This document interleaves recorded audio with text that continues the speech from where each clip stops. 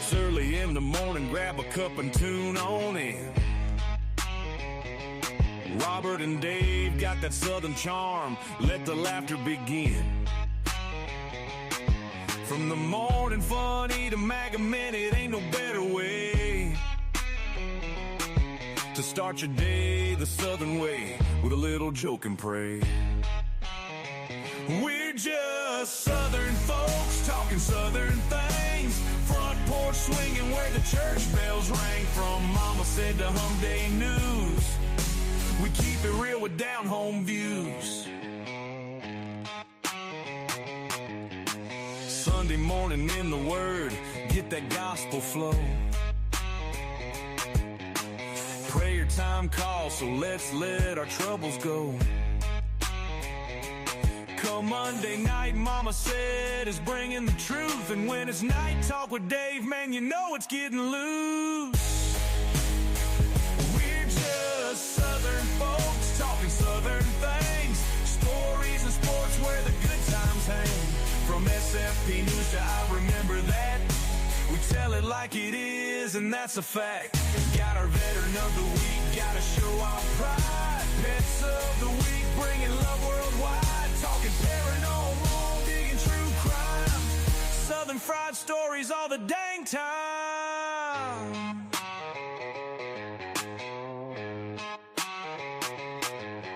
So pull up a chair, y'all, and stay a while. Ain't nothing like that southern style. From the morning show to the soundstage band, it's SFP Live, won't you give them a hand?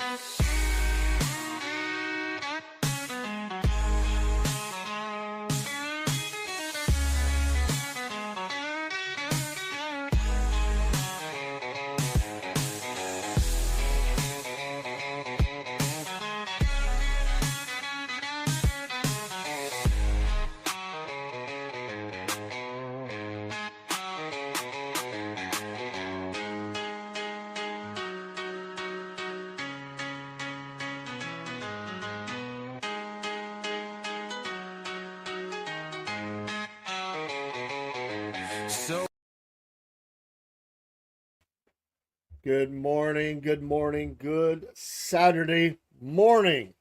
Welcome to Southern Fried MAGA. Enjoy this time slot. It's been a lot of fun. We started off on Election Day with this particular program, and we did actually 2 very long programs, and then we were trying to find its where we were going to end up with that. And it just seemed to be the natural spot to be on a Saturday. It is a stormy Saturday. I hope it probably, if you're in the South, it probably is for you today as well. There are storms and lightning, wind, rain, yes, tornadoes in certain areas. It has been thumping pretty hard here.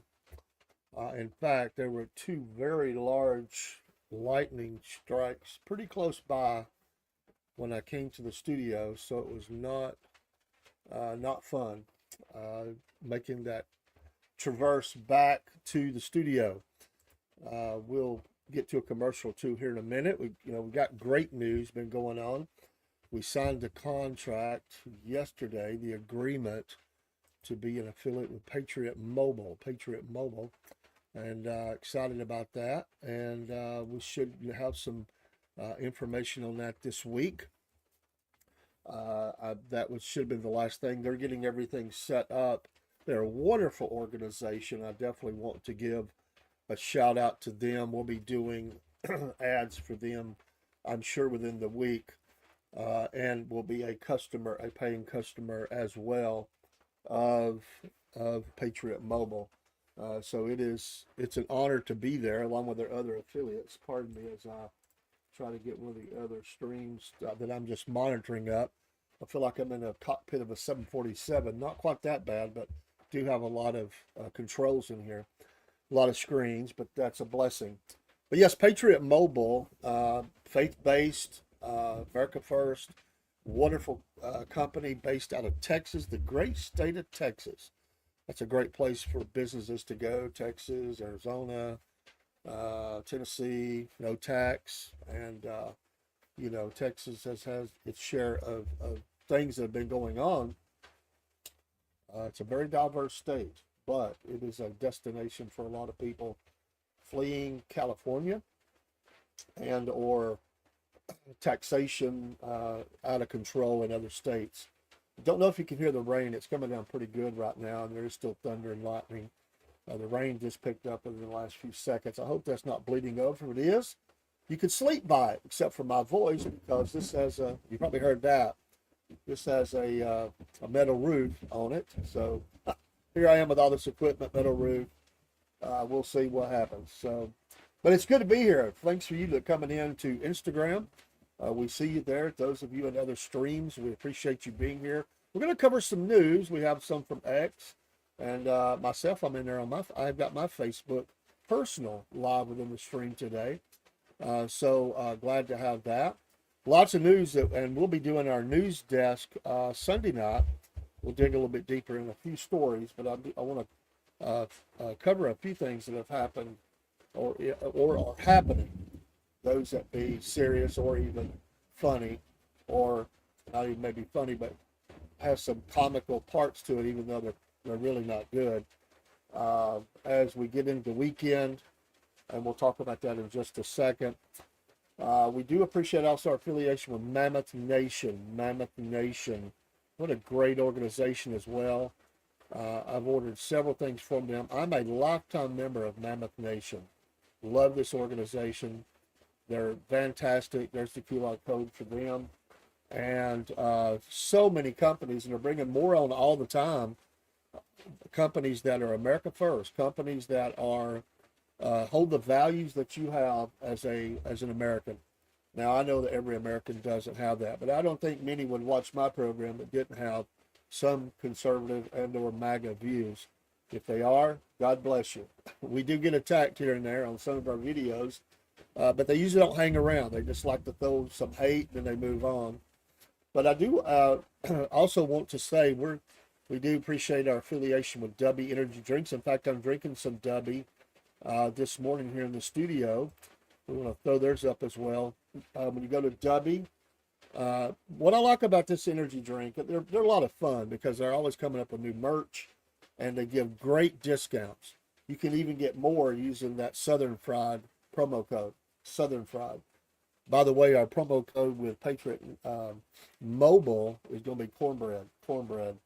So we tie in both Southern Fried and Cornbread Nation. So, and lastly, I will say this morning that we will have a website, and I've got to send all the stuff.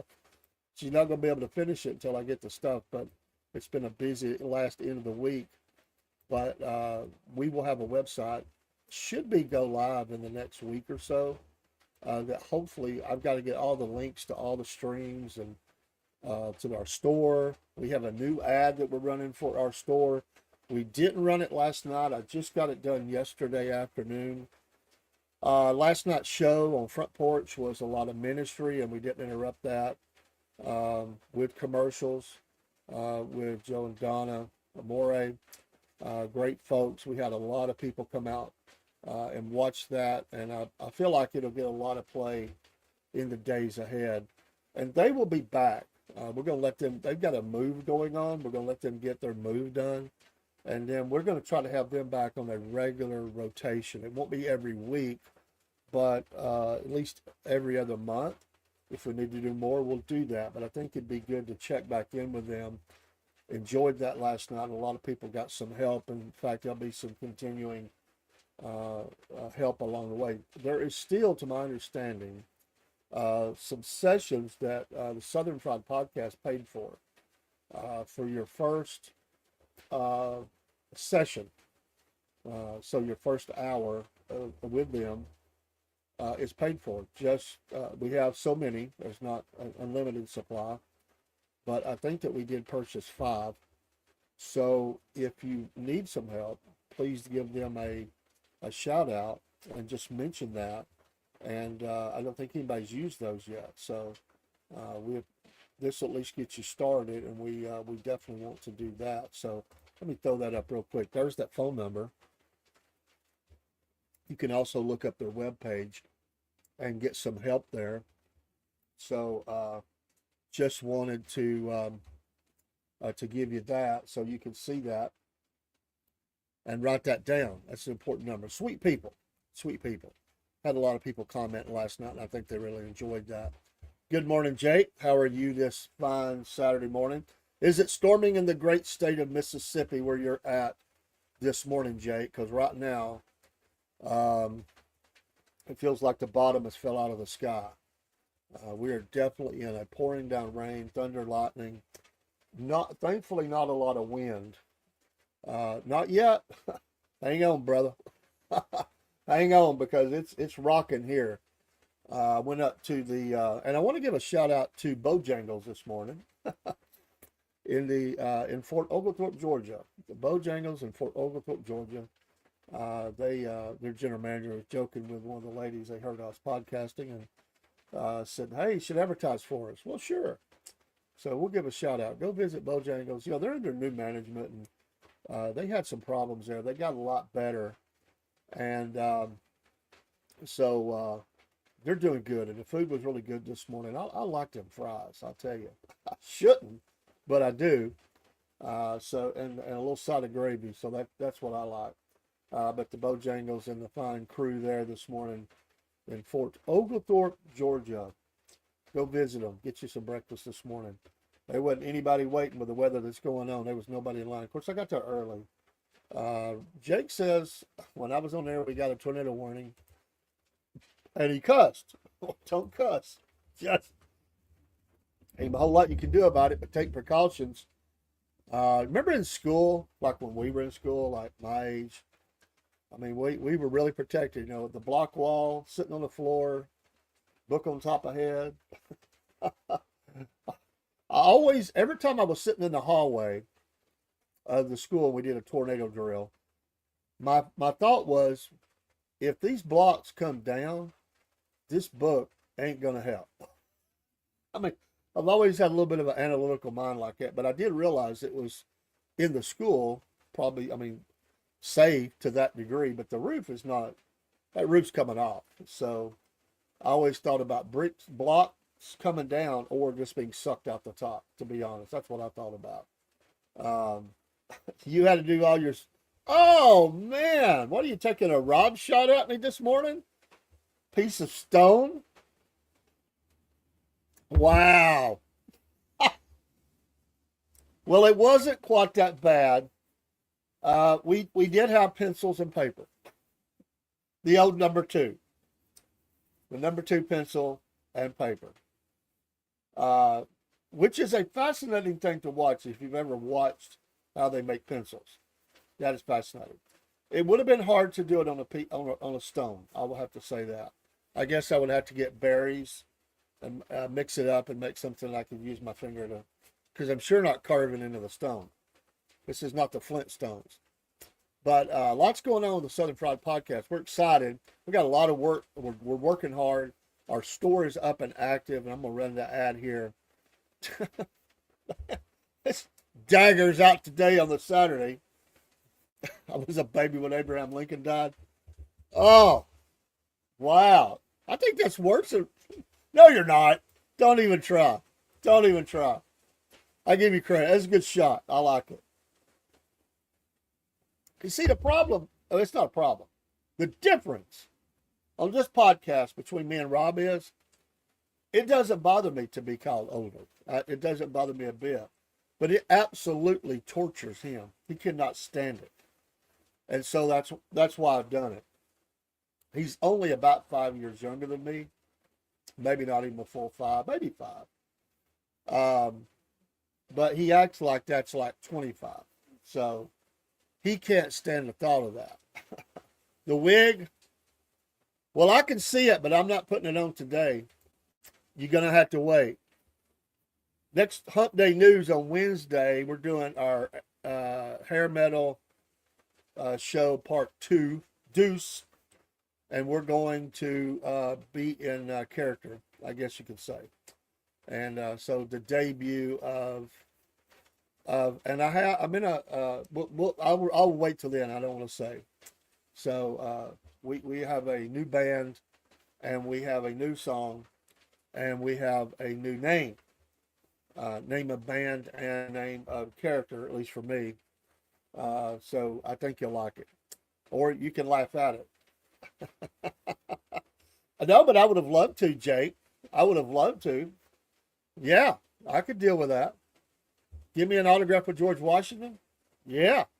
How much would that be worth today? Oh, and I know your age because I think you told it one night. All right, welcome to Southern Fried MAGA. I appreciate those being here again. Just been kind of talking and chatting while people get in the stream, and we'll get to talking about it. I'm gonna look at a little bit of news.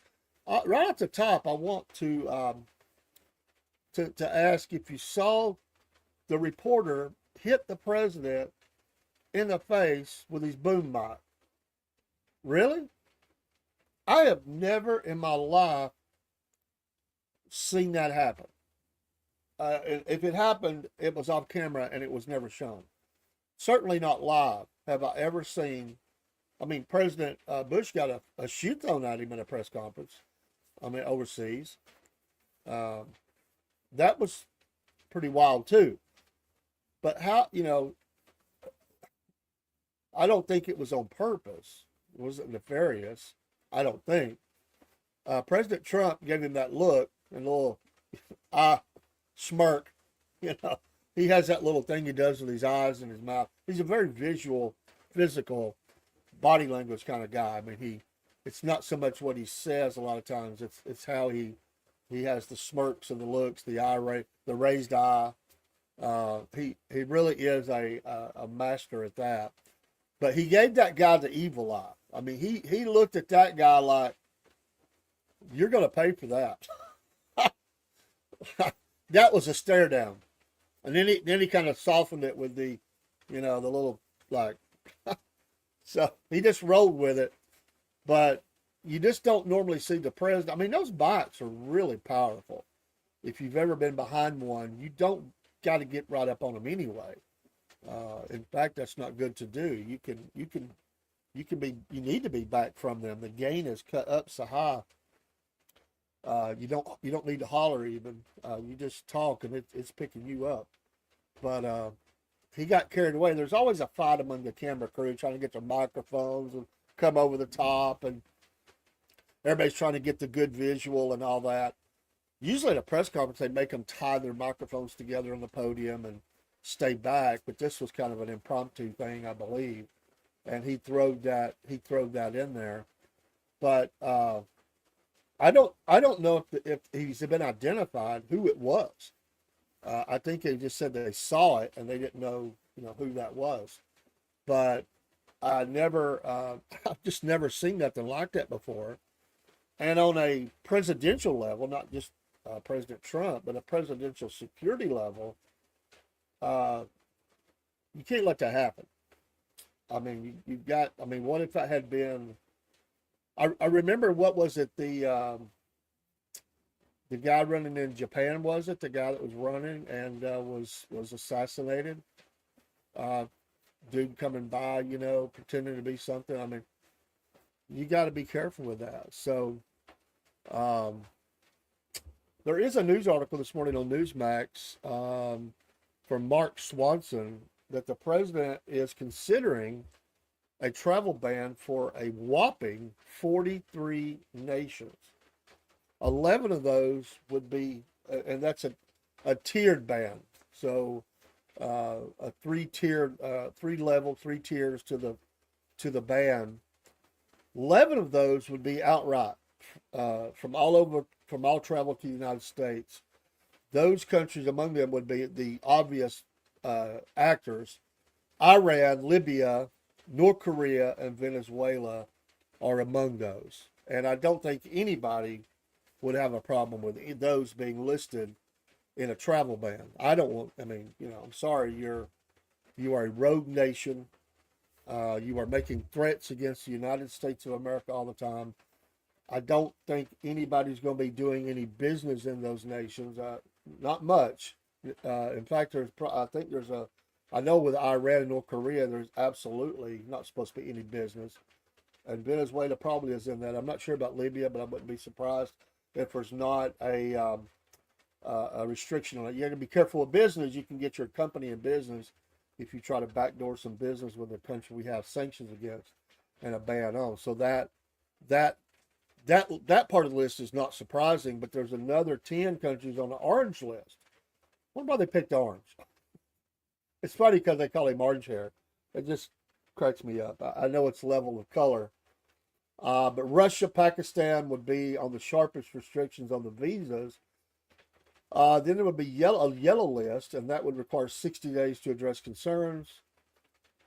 The restrictions are being considered are broader than the travel ban Trump implemented in 2017, January of 2017, on the 7 majority Muslim countries, all of which are on the red list this time around, save for Iraq, which was not targeted for any ban or restriction according to this article. The State Department compiled a list of 43 countries several weeks ago, and changes by the White House are likely, they go on to say. So that would be, and this was an article they picked up from the New York Times. So the Times is reporting that. Red countries like Afghanistan, Bhutan, Cuba, Somalia, Sudan, Syria, and Yemen are also included.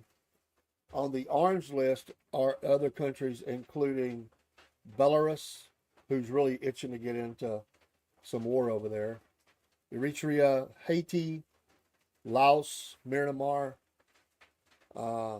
Sierra Leone, South Sudan, and Turkmenistan are on there. The yellow list has Angola, Antigua, Barbuda, Benin, Burkina Faso, which is under some big time Muslim attack right now. We have missionaries friends in the southern part. I think it's the southern part of Burkina Faso. A lot of refugees are streaming into the area, into Burkina Faso, which they have ministries and things set up, and so it's a ministry opportunity as well as a humanitarian. But they have an opportunity there. Also, a lot of Russian infiltration in the areas of Burkina Faso and surrounding areas. Stuff you're not hearing much about. There's been a few articles that I've seen about Burkina Faso in the news, but this area is under attack. Cambodia, Cameroon, Cape Verde, Chad, the Republic of Congo, the Democratic Republic of Congo, Dominica. We've known some people that have. That's interesting that they're on the list. Dominica, Equatorial Guinea, Gambia, Liberia, Malawi, Mali, and a lot of islands. So Zimbabwe. So anyway, again, taking precautions, seeing who's coming in the nation. I don't have a problem with any of that. Those that need an outright ban. And hello, Andrew. Thanks for being in the stream from Thailand. Our friend from Thailand, business owner and hard worker and funny story guy. You crack me up. Glad you're here. I'm not surprised by those bans though, or that tiered system. It makes sense, and we do need to get a handle who's coming in. Some of those would just be getting paperwork cleared so they can come in. A pause, you might say, to ensure security. I have no problem with the outright ban on the other nations. I'm sorry, any nation that is declaring the destruction of the United States of America, we're done with you. Till your regime changes and your rhetoric changes, that's like Hamas. They swear to the complete annihilation of Israel. I mean, come on. That's in their charter. You can't deal with somebody like that. News there, the last American live hostage. I thought they were already out, but apparently they had another one. Is to be released, or is either has been or in process to be released. I saw an article on that. So we will see. And of course, Israel still has hostages there, and there's also some bodies there, unfortunately. Why don't you just turn the bodies over? That's just, you know what? You're already scum anyway. And it just shows how scummy you are. I mean, who wants to keep dead bodies around? The reason they do that is, one, to make the family suffer even more. And they know that Israel, like a lot of countries in the region, a lot of cultures, I should say, but especially in Judaism, they want to get the body buried within that first 24 hours. That's part of their ritual, their belief, and they work very hard to do that. So it's very quick, and they have the 7 days of mourning, and they still do that, but the body is buried very quickly. So they just do that to be, just say it, a butthole. I mean, come on, you just scum anyway. Trump vows, another article on Newsmax popped this morning. Vows to expel rogue actors in a political speech at the DOJ. Article by staff. He has a litany of grievances, it says, against the cases that he has faced, and he has vowed retribution, what he describes as, quote, lies and abuses, end quote. Or excuse me, not end quote. Lies and abuses that have occurred within these walls, end quote. The speech was meant to rally support for the Trump administration policies on violent crime, drugs, and illegal immigration, but it also functioned as a triumphant forum for the president to boast about having emerged legally and politically unscathed from 2 federal prosecutions that 1 year ago had threatened to torpedo his presidential prospects, but were dismissed after his election win last fall. Imagine how close we came to, honestly, total dictatorship in America. It was really close. Illegal streaming in, states wanting to give voting rights to illegals. Some have things in place for that. Pack the court, the Supreme Court, that is. Of course, they wanted to do away, with some of the other election rules and just go by majority. And of course they did. Of course you did. Did you just stay in power forever? And then you eliminate your political opponent. And of course they wanted to see him in jail. They wanted to totally strip him of all. They wanted to destroy his financial empire and strip him of any ability to run for office. And isn't it wonderful to see that all blow up in their face? It's scary how close it came to actually happening, but it's an absolute thrill to see it blow up in their face. It reminds me of these suicide or homicide terrorists, and they're making the bomb, or they're en route to deliver the bomb somewhere, and it blows up in their face, and the only ones that get injured or killed are them, which is glorious. If you're going to go kill somebody and you get killed, I don't like to see people die, but in that case, it's glorious. You're a demon, and you went to hurt innocent people. And so it reminds me of that. The best laid plans they had, not in a physical way, but it blowed up in their face. And we're not wishing any harm on anybody here. We're just saying that was just the analogy I think of. We use that expression in the South a lot. It just blowed up in my face. Well, that's what happened with that. So, it seems to me, and I may be wrong, but it seems to me that things have slowed down just a little bit in the last few days. I think, we were running at breakneck speed. It doesn't mean there's not a lot of things that are going on, but it seems as though it has slowed just a little bit in the MAGA realm and around the president.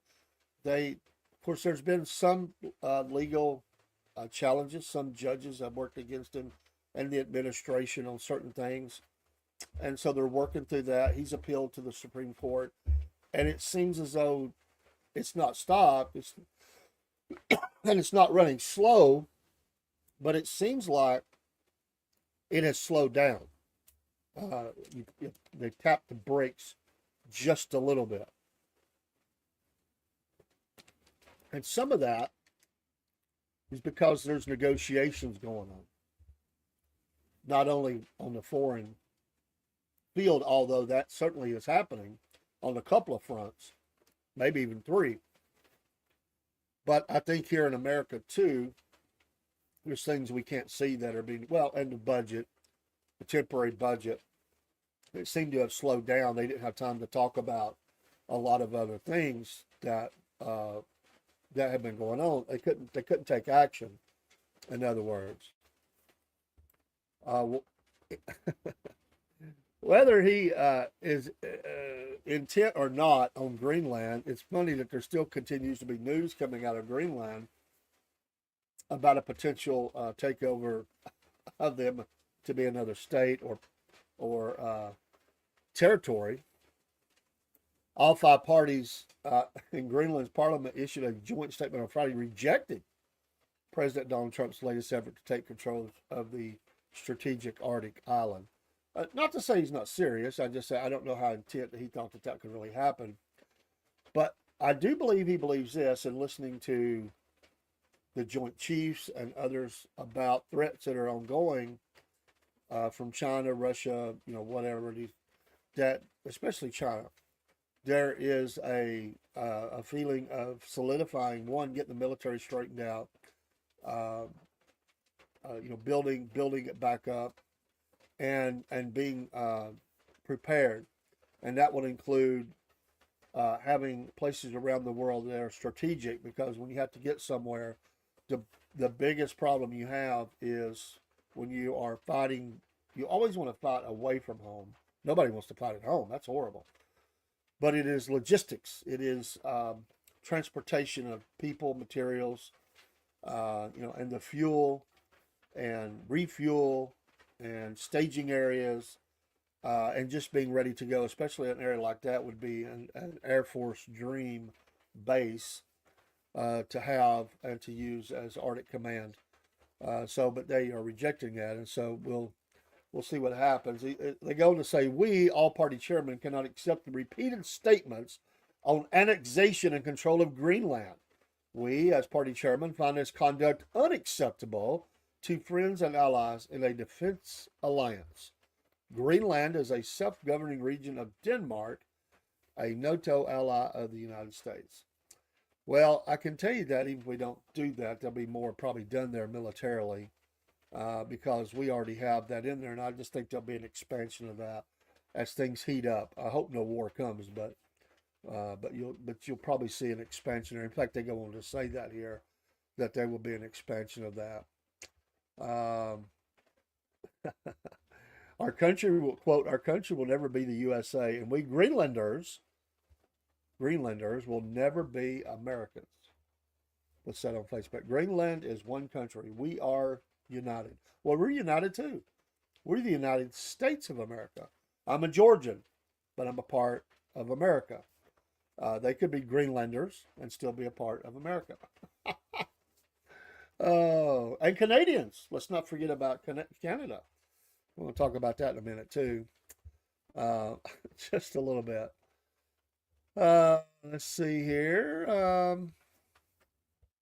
Interesting that the Voice of America is ending contracts with the Associated Press, Reuters, and the APF. Interesting that they're dropping that. So they have told its journalists Friday to stop using material from the wire services. Pretty big right there, especially the Associated Press and Reuters. I don't know how big the French part of that is, but that's a pretty big deal. So getting good news, getting solid news, and so further just making sure that they're not sending out the wrong kind of material. Carrie Lake, former broadcaster turned Republican politician who was selected by President Trump to run VOA, estimated the move would save, now get this, $53 million. I would be glad to be a correspondent, a commentator, an opinion piece. They would never pick me, but $53 million. That's pretty big. And you know what? I concur too, because the AP is notoriously has been an agency that has manipulated stories. And you want evidence of that, go look at the story they did over in Israel many years ago with a soldier supposedly shooting at a little boy, and the camera angles and stuff that they used. Horrible, absolutely horrible. Um, I'm not. I've read some articles there that to me that seem to be okay, but if you're just cutting costs from that standpoint alone, you can get the news without having to pay those jacklegs that kind of money. So nice, nice. I like that.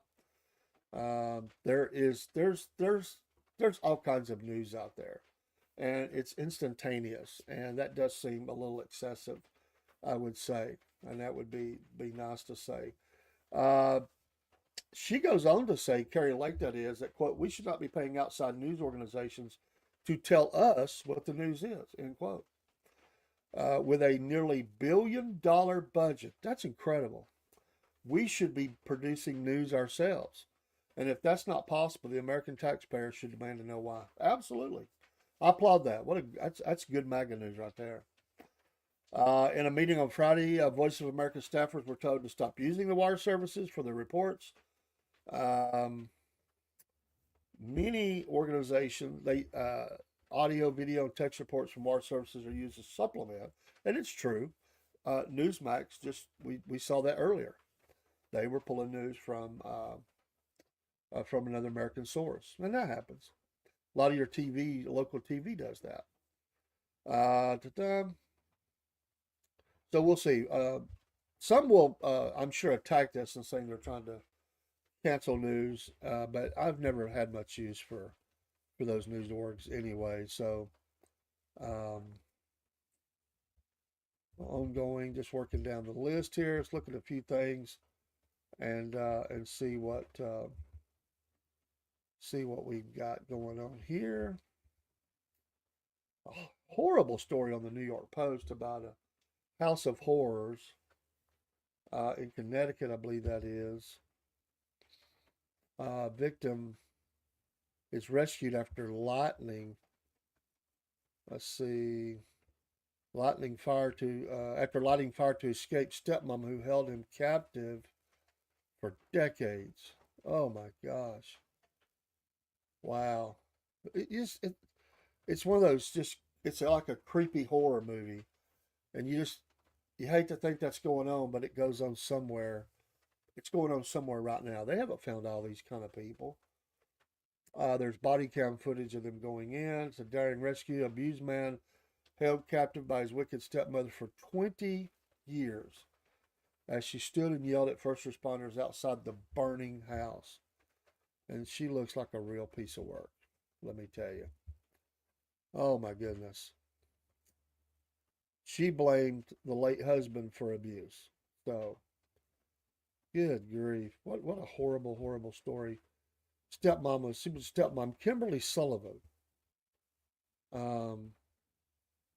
She's 56 years old and was incoherently shouting as she stood feet away from her burning home as one firefighter attempted to get her to safety.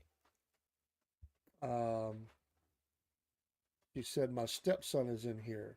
I'm trying to get them to get him out. A firefighter carried the 32-year-old who only weighed, my God, 68 pounds. 68 pounds at the time out of the burning residence as Sullivan was guided down the road. Can you imagine? And there was also a dog. I think they were trying to get the dog. But you just wouldn't think that in this day and time with it just seems to be harder to do, but I guess not. You never know what goes on behind the closed door. Good grief, 68 pounds. Wow. He's blessed to be alive, honestly.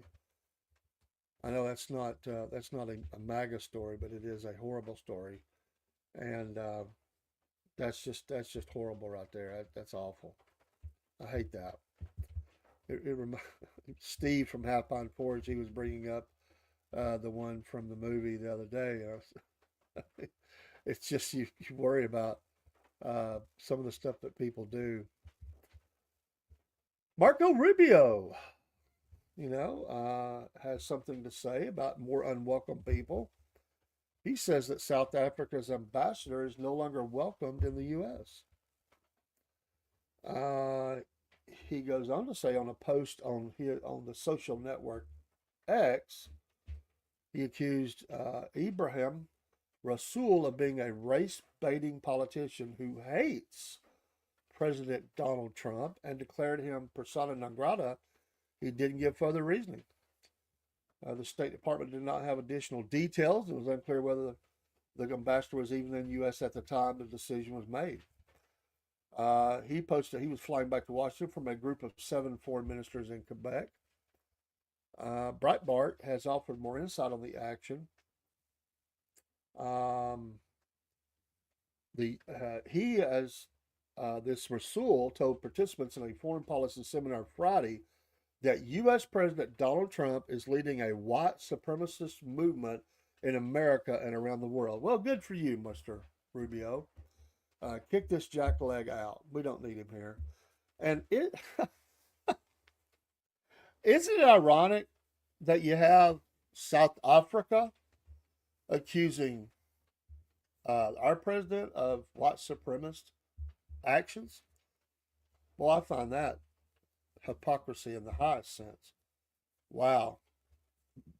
And then there's a lot of problems going on in South Africa still. He was addressing an Institute for Strategic Reflection, Mapu Uwabe. I didn't say that. Mapun Gabwe.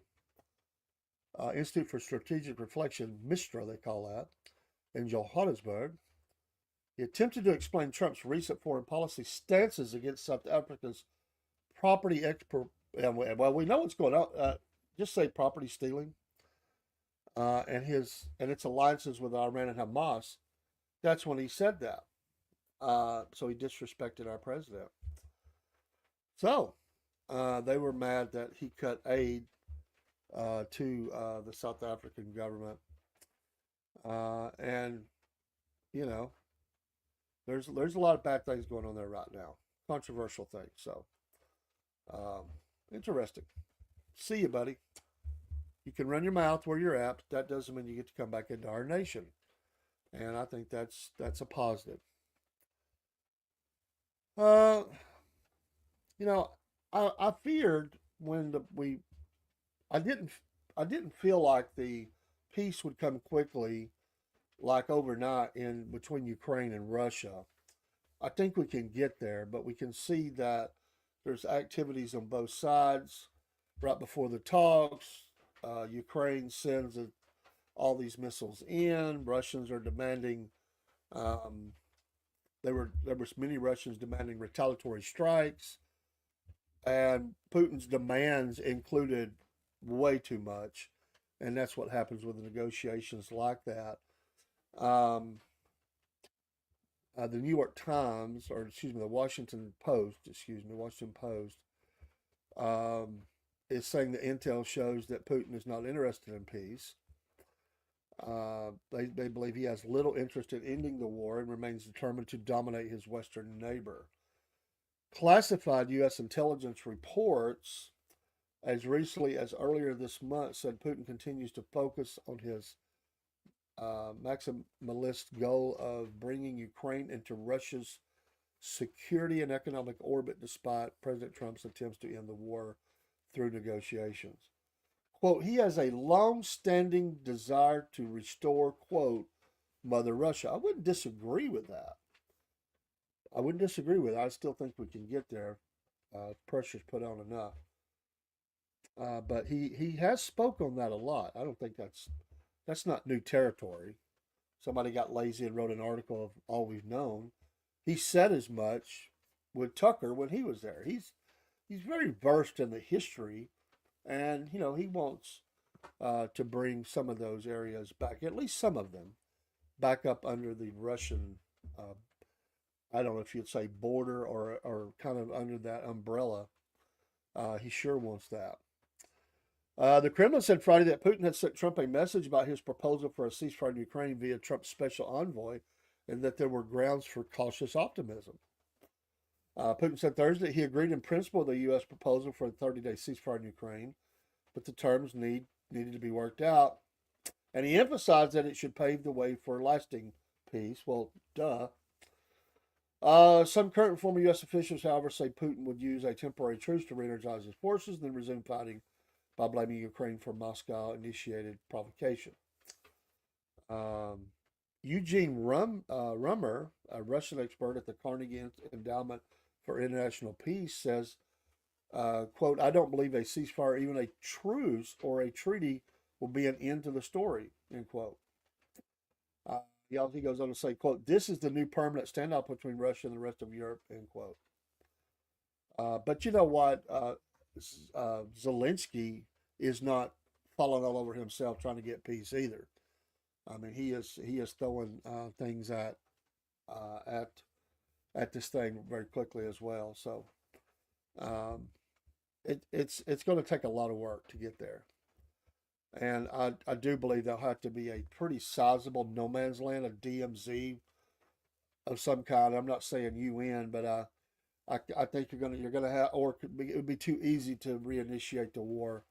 There's going to have to be some sort of territory that is just a no man's land. Nobody moves in there but animals, or a flag of truce where they transfer prisoners, injured, and maybe even trade. There could be an agreement made that some things can pass back and forth under a lot of supervision. It could be something like that. I don't think that unless we're just going to World War III, Russia's not giving back any of this land, and nothing has convinced me so far that Zelensky, even with all the help he's been given, has the ability to push Russia back. In fact, they have fallen back the whole time. The only push that Ukraine has made is into the Kursk region of Russia, and they're losing there badly, and may lose the whole deal. And that was their bargaining chip to get Russia to give up more land back to them anyway. It's not happening. So you can keep throwing weapons at him. He has no air force. Yeah, they try to teach some of their pilots or make pilots out of some of them, and some older aircraft. Come on, they're not going to beat the MiGs and stuff flying. Those guys are well trained, long time. We could give them some surface to air capability, but come on, they're not going to control the airs. And the only way you're going to get that back is to have foreign countries that are in base there that are helping to control those skies. And then you truly are talking about World War III. That's not going to happen. It has gotten quieter in here. The rain has stopped. Praise the Lord. We needed some rain, but that earlier was incredibly hard. So maybe the storm has passed over for now. I don't think it's ended, but I think it's passed over. But yeah, I don't think that there's going to be any kind. I don't think it's going to be quick. And I know the president says a lot of stuff. I would have had that war ended in 24 hours.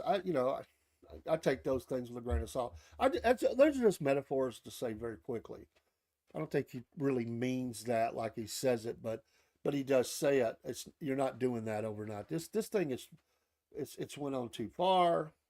It involves. I mean, this is a long ongoing, and it's going to be hard for both sides to back off because you got to save face and what's your end game.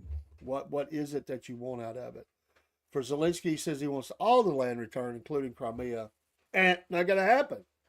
Not going to happen. I mean, who's going to make Russia give that up without all of us going to war with them? And again, we're talking about World War III. Most likely, if he gets ganged up on, he's going to unleash more and more. And given Zelensky's military, although they fought valiantly, it's a defensive battle. It's not an offensive battle. Come on, they fired some drones and stuff into Russia, did a little bit of damage. That's not going to do it. It will. All that is to scare the populace and to, you would hope, divert. But they don't even divert. They just clean up and go on and strike back heavier. It's not an effective wartime strategy. Now, Russia uses it just to destroy and bombard and to break your will, but Zelensky doesn't have the power, the resources to continue an aerial assault on Russia. A lot of those get shot down anyway. You have a handful that get through, minimal damage, a small loss of life. All it does is tick them off and make them mad. It's not working. They don't have the ability to push Russia back. Russia knows this, and Russia has more that they could send. If anybody believes that Russia has thrown everything they have at Ukraine, they're I shouldn't say it, but they're idiots. And you know, I'm not even talking about nuclear weapons. Have we seen bombers flying over Ukraine, dropping massive amounts of bombs on these cities and annihilating them? No. Um, and in fact, Western Ukraine, west of the Dnieper River, has gone largely unscathed. A few rocket attacks into a couple of cities over there. Most of the damage, in fact, almost all of it, is east of the Dnieper River. And so you don't see that. If Russia was going to take over the whole country, Belarus would have certainly been in play, and he would have been invading with massive amounts of military from that direction as well as the air, and much stronger bombs and missiles would have been in play. The heavy stuff, the really heavy stuff, not where you're knocking out a few rooms of a hotel, where the whole building just collapses. They could have. Kyiv would be rubble right now if they had unleashed everything they have. So again, ugly as it is, nobody likes it. I don't like it. I don't like the fact that they came into Ukraine. But how do you push them back without World War III? I don't think you can. And so you push for negotiation to peace. I think the president can get there. But Putin is going to play this to get things he wants. And I think he's already fairly much got what he wants in this. Now he's just it's just solidifying that. He's got to get those out of his country too. And I mean, I mean, I know he don't like that, but in some ways that might be to his advantage because he has them outside of they're almost surrounded anyway. If they surround them, they'll just wear them down, and they'll run out of supplies, and they'll just surrender or die. And that's what they're working on. If you haven't seen the video of the Russians going through the pipe to flank the Ukrainians in Kursk, that's fascinating.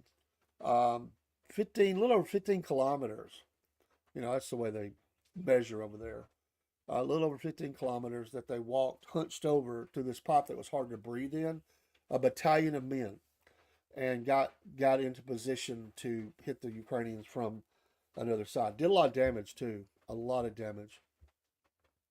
Let me get one more thing here. We'll take a quick break. Canada. Okay, we'll get that after the break. But Trump is open to cutting Medicaid abuse. He wants to cut waste, fraud, abuse, and Medicaid. While Democrats stress that Trump had said Medicaid benefits won't be touched, the president apparently believes ridding the system of abuse is a good thing. I would think we all think that. They're going to make it sound like he's trying to cut out Medicaid, but there is abuse. And there's people went to jail for abuse already. Majority Leader John Thune, Republican South Dakota, was in this meeting on this committee. And Republican Whip John Barrasso, Republican Wyoming, and members of this is the Finance Committee. Quote, the president wants to make sure that we do eliminate waste, fraud, abuse, and, you know, there are a number of scams. There's that word. That's been hurtful in my family here lately. Scams going on right now with Medicaid, Barrasso told Axios. Finding Medicaid fraud was raised as a way to help pay for Trump's priorities on the southern border defense and taxes, Axios reported. Wasteful spending in Medicare and Social Security also was mentioned, though the latter can't be addressed through the reconciliation process. Reconciliation allows for expedited consideration of certain fiscal legislation. The group also talked about using a big rescission package to codify the Department of Government Efficiency DOJ suggested cuts. So we'll see where that comes back. Just more communication about what's going on some of these things. So the rogue judges, that's being talked about this weekend. The liberal rogue judges that are throwing up roadblocks to things that the administration and or DOJ is trying to do. That's That's also ongoing, and there's frustration that these judges and in some cases, as I said in the beginning, President Trump has appealed or is pushing these issues onto the Supreme Court to let SCOTUS decide what they're going to do with that. So we will see on that front what happens. But it used to always be the Ninth Circuit in California. That used to be the one that always throwed up the roadblocks. But it seems to be around the country now. President Obama spent a lot of time putting a lot of federal judges in those seats that were thinking their way. So we will see what happens with that. But I don't think it's what do you do while they're sitting in that seat of power. It's going to be really hard to unless the Supreme Court overrules them. That's going to take some time, so that's going to slow things down in some ways. We come back, we're going to look at Canada a little bit, and we'll look at Hamas. Not surprising. They're balking at peace, and what's going to happen with the Gazans? There is maybe a plan in place. People are not going to like it, but I think it's the only thing you can do right now, or somewhere, because others have acted as though they don't want to do anything. So I don't know. I mean, that's just one of those, wait and see kind of things. So we'll be right back, folks. Thanks for being here. Southern Fried Mag on a Saturday morning, a stormy Saturday morning. Thanks for your support of the Southern Fried Podcast and the Cornbread Nation. We'll be right back. Hey, folks, Dave in the AM here with the Southern Fried Podcast and the Cornbread Nation. For many weeks now, me and Rob have been telling you about our affiliation with Dubby Energy Drinks. I've been drinking some of them on the show, and I just got in today the powder version, and this is the Pond Blom version of this. And hey, I tell you that it gives you the focus and the energy without the jitters or the crash. There's no sugars, no fillers, no artificial dyes.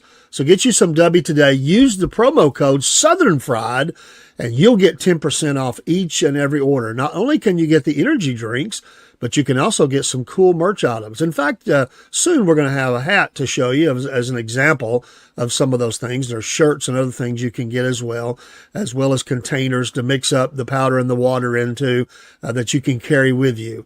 We appreciate your support of the Southern Fried Podcast and also of Dubby Energy Drinks. We'll see you again soon. Take care. This is David the AM with the Southern Fried Podcast. We are now an affiliate of Podbean. Podbean is an audio platform which helps you get your voice out there. You can go online and go live from your very phone that you use. You don't have to have a lot of special equipment. It's nice to have a studio, but it's expensive. You can do those things from your phone. Hey, I was a listener of Podbean before I even became a podcaster. Maybe you've thought about being one. There was a time when I didn't think about being a podcaster, but think about it. You've got things to share. It could be as simple as baking, or it could be working on a car. The stories are endless that you could come up with to be a podcaster. And there are people out there that want to listen and to your stories and to your shows. And we're thankful for all those that watch and listen to us. Podbean is now an affiliate of the Southern Fried Podcast. Unless you're a business plan, that would be the bottom one. The one on top, use that. You'll get discounts. And also the Southern Fried Podcast benefits in this as well. I love Podbean. They also help launch out to many other audio sites. This saves me time. Time is precious. Time to be on the podcast. Time for research. Time to be with family. And yes, time to work. Yes, we still work out there in the workforce. So become a podcaster. Use Podbean. And when you use these links, one of them, you will save money and you'll also help the Southern Fried Podcast. Thanks so much for all your support. Take care. We'll see you soon. While you still can, don't even try to understand. Just find a place to make your stand and take it easy. Yeah, we're back. Southern Fried MAGA. I'm your host, Dave in the AM. My co-host, I have a couple of co-hosts. My main co-host is Rob, who doesn't do this program with me. He's always welcome to come in. You might see him sometime. He has done some with me. And my new co-host is Dean Potts on the Southern Fried Racing Hour. That might expand a little bit. that hour went by so fast. We have so much we want to cover, and we're fixing to really pour a lot of stuff into that, graphics wise and stuff like that. NASCAR's fun if you like racing. We might talk a little Indy too, but we're NASCAR fans, and that will air either on Tuesdays or Thursdays. We'll announce that ahead of time. It'll be up in the schedule, and he loves it. It's the first time he's ever been in a podcast. It's his second show, first time live, and he loved it. We appreciate his family that is now listening in and also listening to some other programming we've seen there, and we appreciate that.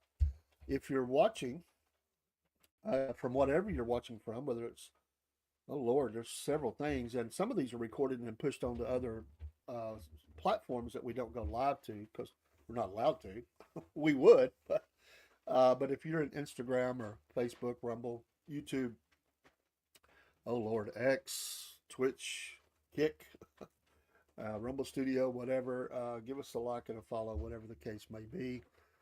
Even locals we're now streaming to for 30 minutes at the beginning of every program, and there may be one or two on the way that we're trying to. Some we put clips on, smaller clips of some of our programs, or the address to, so some of you may see this later as a repeat, or as you followed it to one of these sites. So give us a follow. We're growing every day.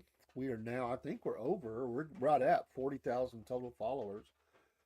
Not that all 40,000 are listening all the time, but they are followers, and we appreciate you. And we appreciate you giving us some of your time.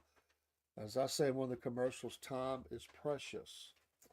Time is precious. We appreciate Podbean, our audio site, which helps us send a lot of audio MP3 files to other audio sites. We're on a number of audio streams. We're still working it out. I've messed up a little bit with Podbean. We're trying to figure out how we can't stream directly into it from our other stream, but we do have it up and we stream to it. When I have co-host, I have to make sure Rob is in there, and we have to run our music within the Podbean platform. We just clicked into Podbean that every YouTube that goes, everything that goes up YouTube, which is everything, it will grab that and send that out as well. So it'll stop us from having to upload anything. If it's a live program, it may end up being a couple of them out there pushed out. That's okay. It's not going to hurt anything. But it will now grab everything from YouTube and push it out to the rest of that. We have one audio site that's not included, maybe two, that we push up to outside of that. Next week, as I said, if I can get everything, I'm going to try to spend tomorrow afternoon. I've got to work this afternoon, but tomorrow in between church, I'm going to try to get everything to our web person who is making our website. We, by the way, FYN Media Group, Fetch Your News, that stands for. I didn't know that. Miss Lisa Pritchard, and I love Brian, her husband, Voice of Rural America. Voice of Rural America. I'm going to get a card made up for them. They're in Blue Ridge, Georgia. Blue Ridge, Georgia. We appreciate them. And I love the political commentary and the comedy and the music. Me and him are pretty close in our musical likes. But their FYN Media is building that for us. We want to give them a plug, and hoping to have an embeddable player that will play our programs 24/7 when we're not live. But all the links to everything we do will be there, including our store, including our affiliates, W Mammoth Nation, and now Patriot Mobile. And I'm excited about getting going. Things are fixing to explode here. A lot of the work that whenever you're building something, it takes a little while, right? It takes a little while, and the hard work doesn't stop. You continue, but you can start to see that the hard work is paying off in ways that you want, and we've seen that, and we're seeing that, and we're excited about it, and it will allow us to do more and better things in what we do. Some of you may only like one thing we do. That's fine. There's nothing wrong with that. Somebody may not like anything we do. Some of you have been nice enough to show us love in everything we do, or just about everything, and we can't say thank you enough. Let's see. Let's see. I like. She named me Dale, Daryl, Walter, Richard Petty, Rusty, Awesome, Bill, Irvin, Gordon, Earnhardt, Smith, Johnson Jr. Well, you know what, NC Native, just about all of your NASCAR teams reside or have resided in the great state of North Carolina. And that's not the case anymore. Sometimes they do come from other places, but it's still heavily North Carolina. I enjoy NASCAR. It's been times it's made me mad. I think every NASCAR fan can say that. And it's not as quite as southern as it used to be. It's still southern, but it's branched out. It's a lot of California. It's a lot of California drivers. A lot of, but remember, southern is a state of mind too. So a lot of Michigan people and up in the Northeast folks are now part of NASCAR. But you know what? Hey, it's for anybody. But I will say that I do miss the Southern 500 at Darlington. And they made all these rule changes and stuff, and they really took, to me, of course they changed names.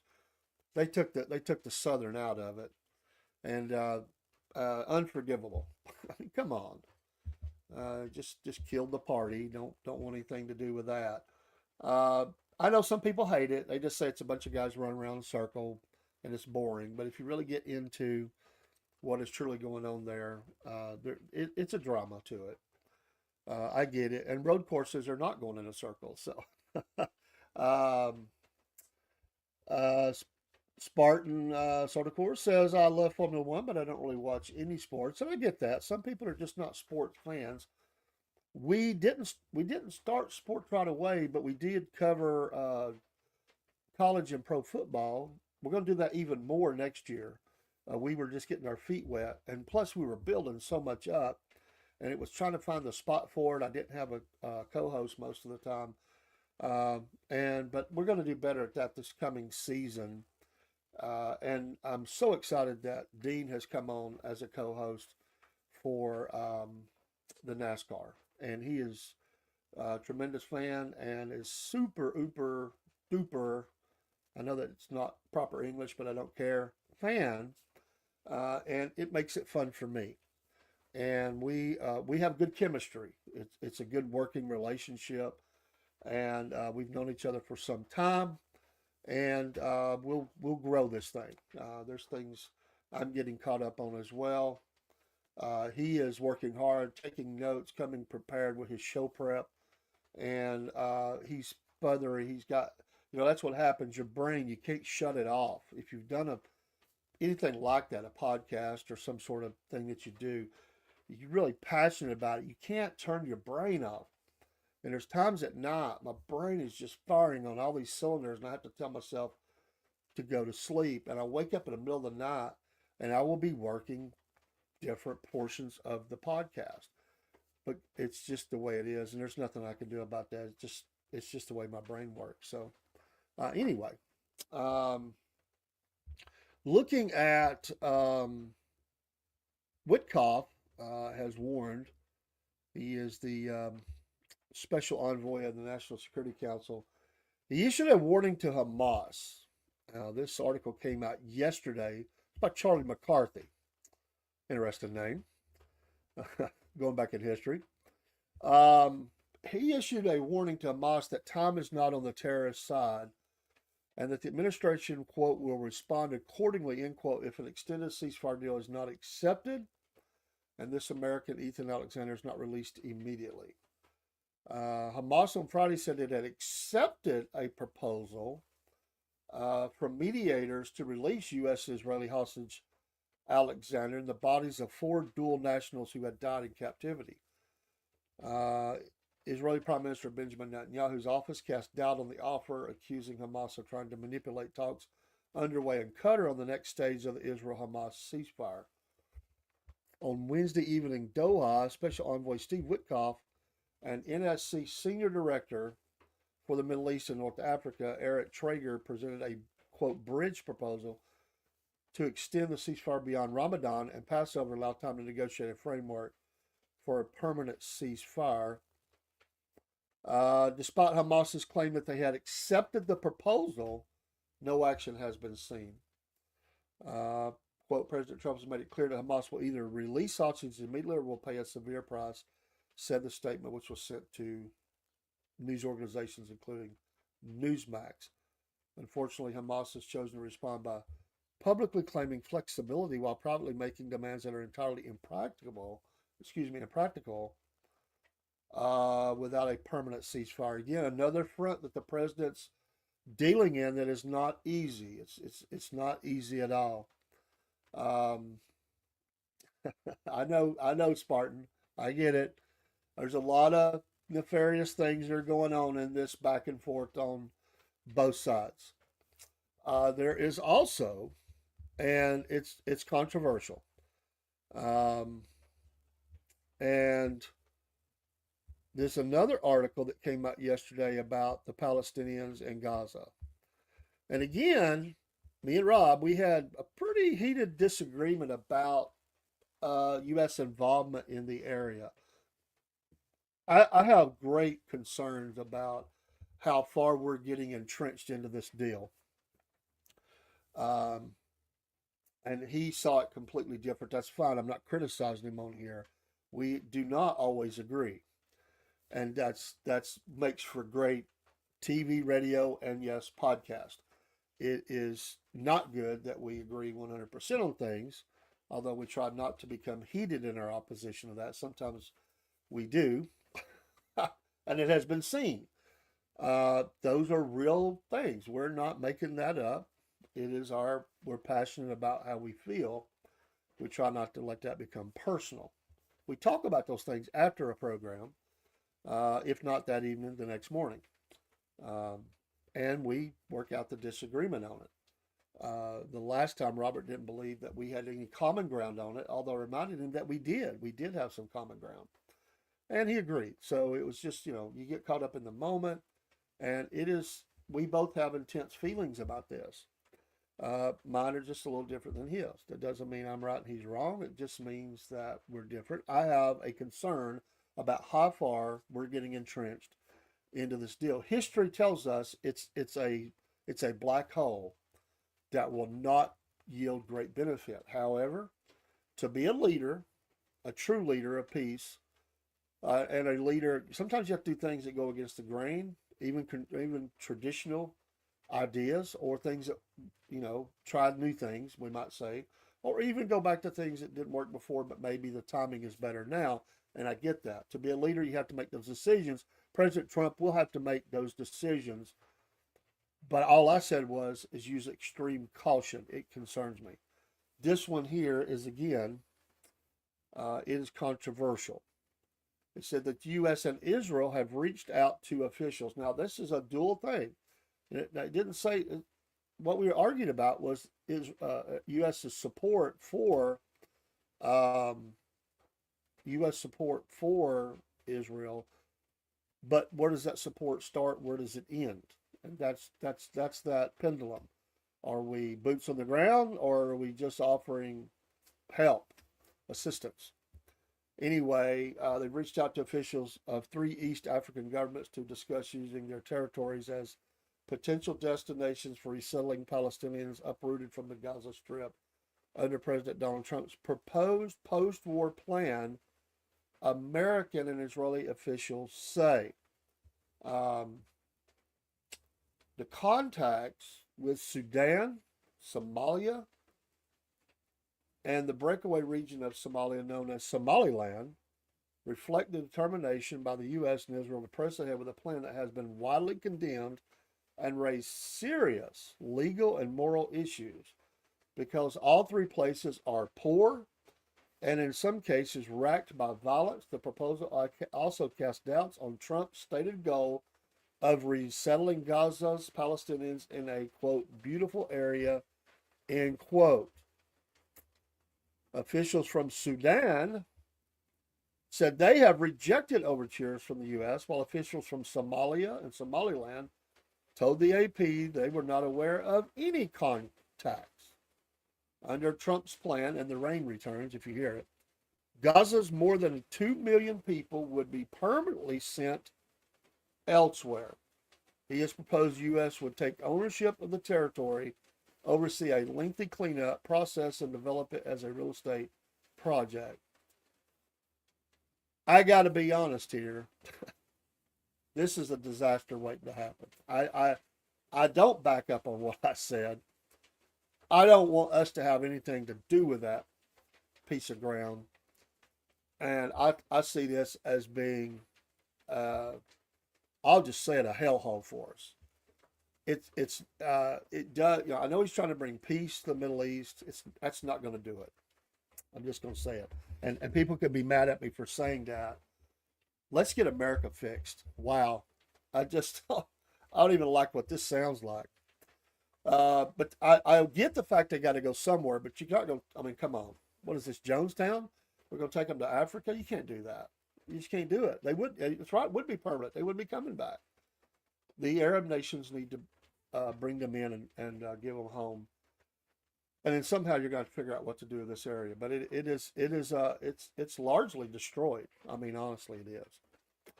A real estate project. What the heck? Come live. Okay, we've got some high-rise apartments. They're cutting edge, state of the art. They look over the Mediterranean, and it's great. You got beach access. You can sun, vacation spots for the rich and famous. Oh, the occasional missile from Hezbollah might come in.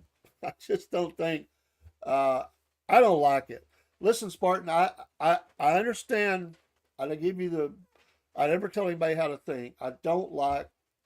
We disagree, and we disagree on a lot of fronts. We agree on some stuff. The quote about Henry Ford, nada. That's your opinion. I'm not going to tell you how to think. I've studied that one a lot, and I know exactly what Henry Ford was. I went back and read the old Dearborn Gazette issues as well, and it cost him being president of the United States. And I know you'd have thoughts about that, so we're not going to agree on that. But I think we do agree that it's a mess over there right now. I do not. It's a hellhole. NC Native, we don't need any more opportunities to get the U.S. involved in Middle East conflicts. I agree. Get the heck out of there.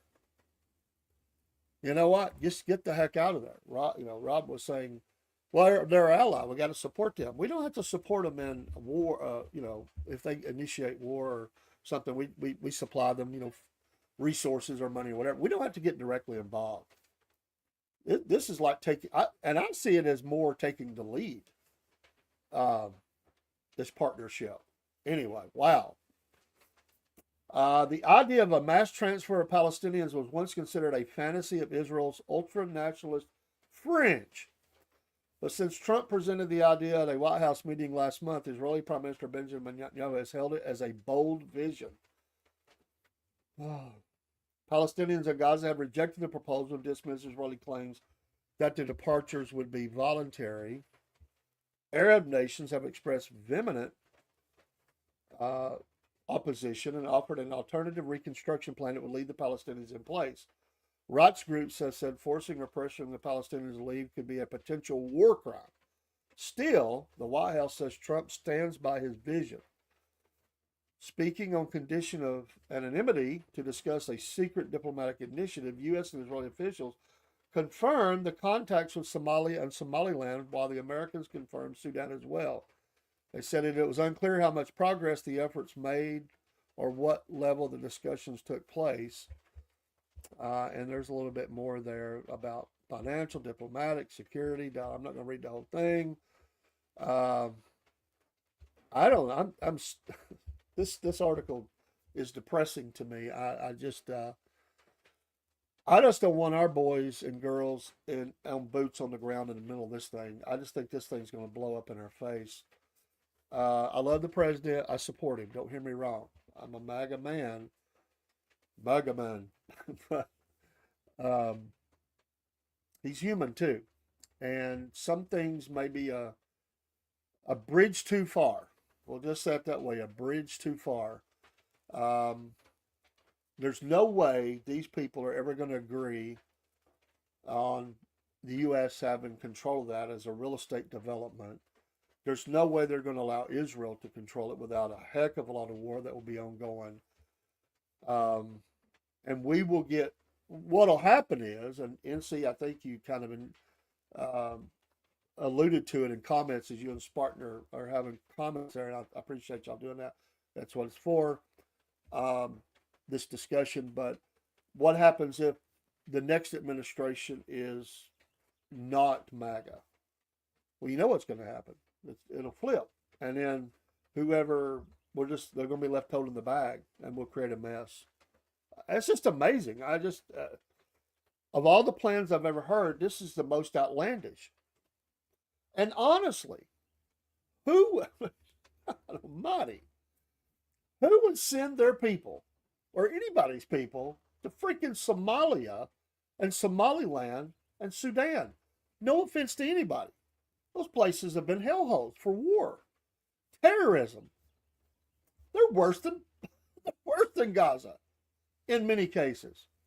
Who in the world would send them? Now, I get it if you hate the Palestinians, and well, that's a good plan. Let's move them out of there. Let's take it over. They're terrorists and da da da. But you're just going to invite more war. And as I asked Rob the question that night, are you ready for holy war? And he said, we're already in a holy war. Well, we are in the spiritual sense. We are. But I'm talking about a declared intifada that not only includes Israel, but the United States. My God. I mean, a real estate development in Gaza? Wow. I mean, we saw what happened. I know you want to move them all out. We couldn't even deliver goods there. But the destruction is bad. And there are people on both sides of this. Some would say, well, it's Hamas's fault. And others will say Israel was heavy-handed in dropping buildings everywhere. They didn't have to do it that much. And yeah, there is charges and I'm not a big fan of the ISS, International Criminal Court, ICC. I said ISS, that's space, sorry. There is a feeling that after Benjamin Netanyahu, leaves office, well, in fact, I think they've already charged him with some crimes. They're going to try to charge him with war crimes on an international level. Now, they'll not be able to get him, but but that's the charge. Israel and America never joined, and I think one other nation, because of changes that were made in the ICC when they formed it, and at the last minute they changed terminologies and messages. I have no use for them. Yes, they have put a few dictators on trial and charged them and sentenced them, but there's problems with that court, big time, global problems. If you've read a lot about it and really gotten into that. But I mean, it's like we're going to relocate you. We've got to redo this area, and we're going to move you out of the state of Georgia. We're going to take you to a place called hell, and you're going to live there forever. I mean, that's what that seems like to me. I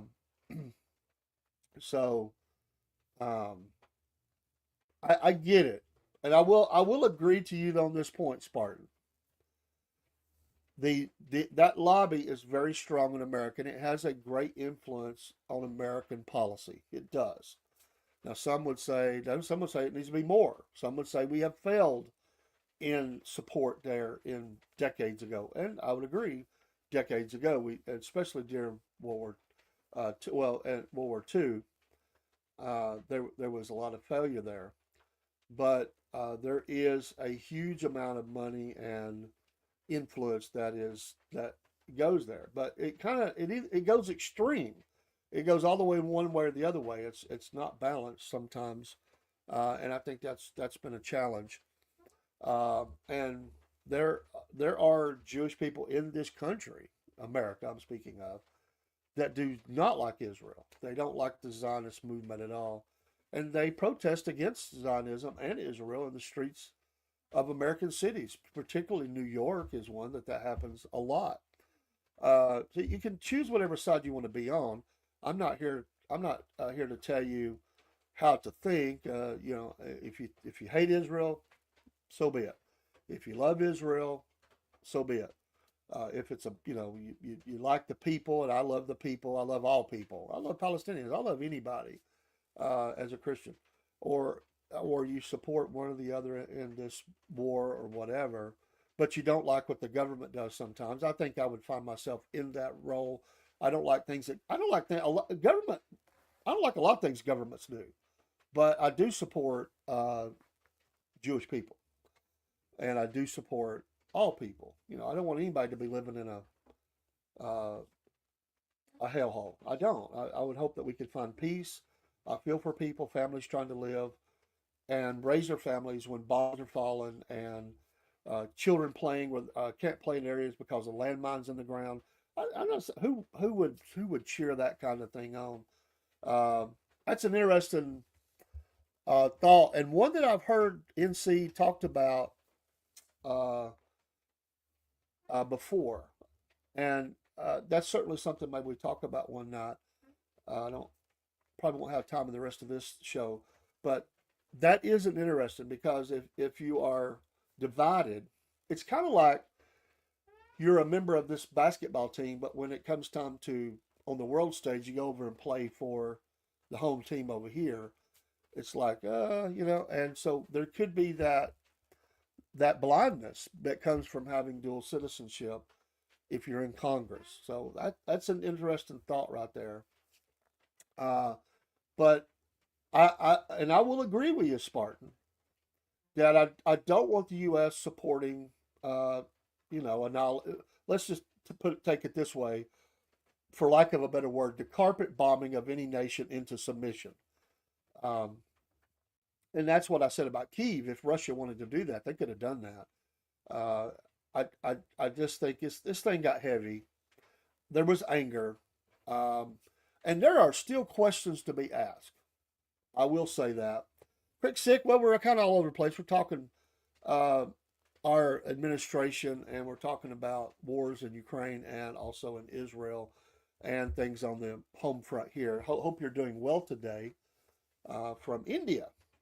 But going back to what I was saying, is that the October 7th, how did the security lack so bad? Now, some would say this was encouraged to bring this to where we're at today. And Spartan, you're probably one of them that believes that, probably even more so than I do.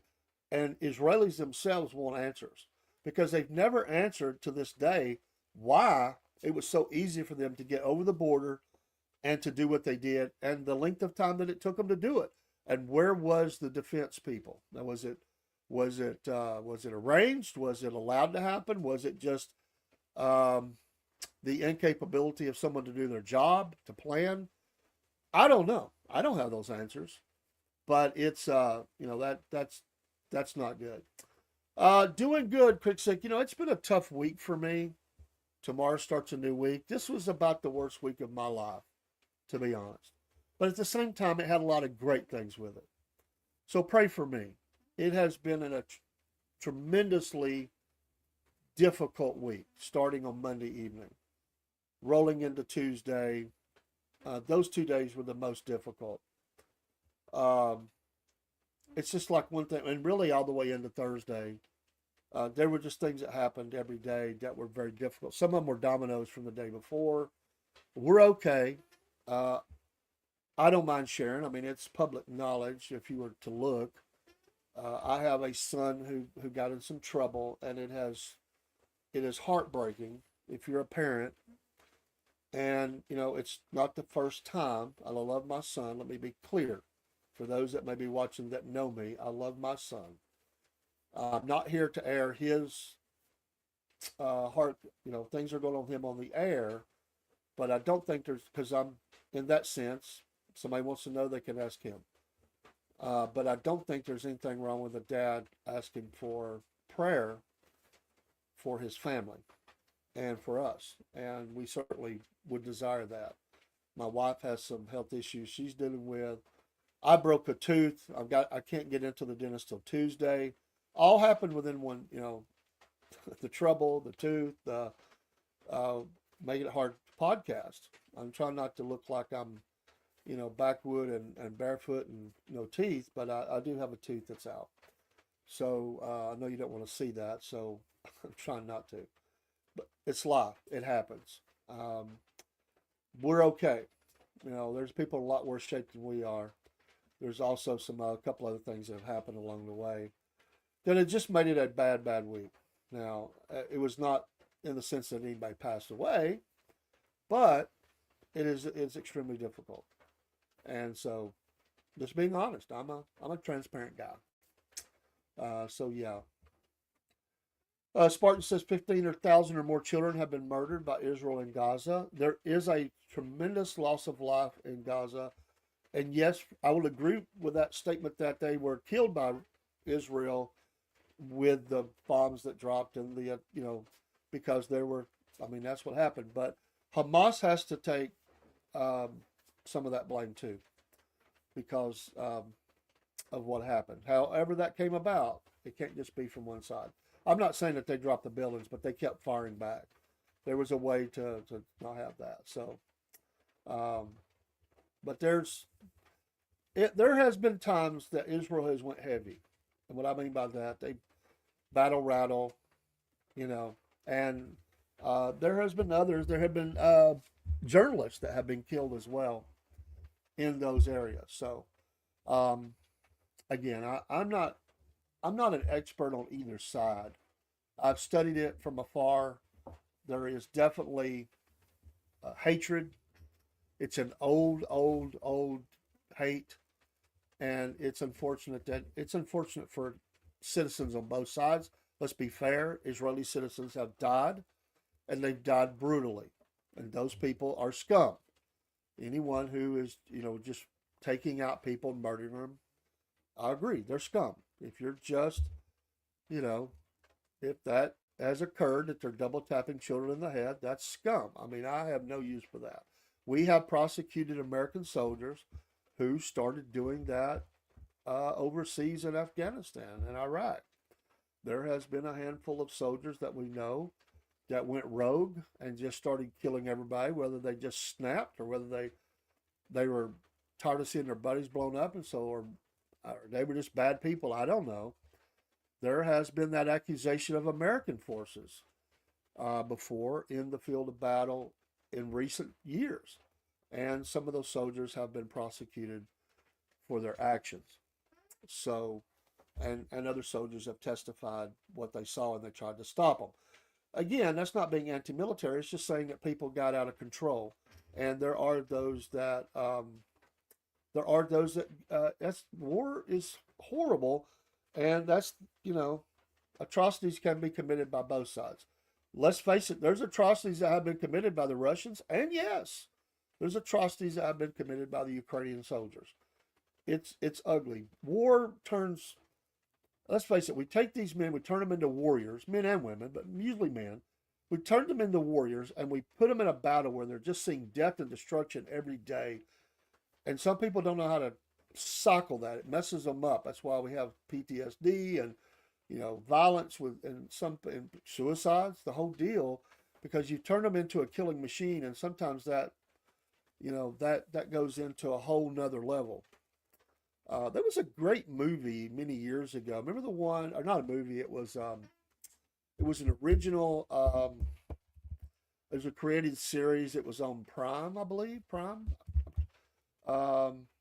Anyway, the guy they cut one of the episodes covered about a guy who sits in a room and he directs the drones in. Sits in a computer desk in a air conditioned room, dark room. And they're taking people out, and he couldn't handle it. It's it's like playing a video game, but it's real life, and that's going on. That's going on. People are programming these things, they're watching these things. They've got cameras on them. Sometimes the drone itself is looking for the target. Sometimes they can redirect that drone and pinpoint and target it right into a room, a building, a car, home, you name it. And so there's a lot of violence that has occurred, and those hatreds go way back. So back to the original thought is, I'll just be honest, I don't want to see the United States, me personally as a citizen, I don't want to see the United States put boots on the ground in the middle of that. And I just don't think. Now I guess you could say I want to be like a Missourian. You got to show me how us using Gaza and being over as a real estate developer show me how that's going to work to the extent that it's not going to be a disaster, and I'll listen. I'll listen.